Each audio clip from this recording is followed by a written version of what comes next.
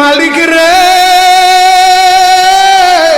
আমি বড় পাপী, আমি বড় গুনাহগার। ও দয়ার আল্লাহ, আমি 10 বছর তোমার গোলামি করি নাই, আমি 20 বছর গোলামি করি নাই।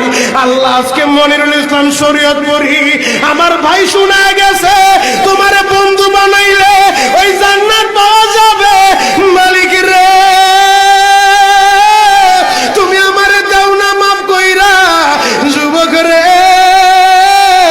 যদি কেউ আল্লাহরে বন্ধু বানাইতে পারে তার কোনো আর চিন্তা নাই, তার চিন্তার কারণ নাই গো বাবা।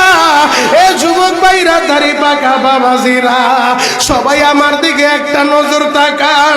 এই যে দেখেন আমি হাতের ভিতরে আহারে টিস্যু দিয়া কাফনের মতো একটা দৃশ্য বানায় ফেললাম।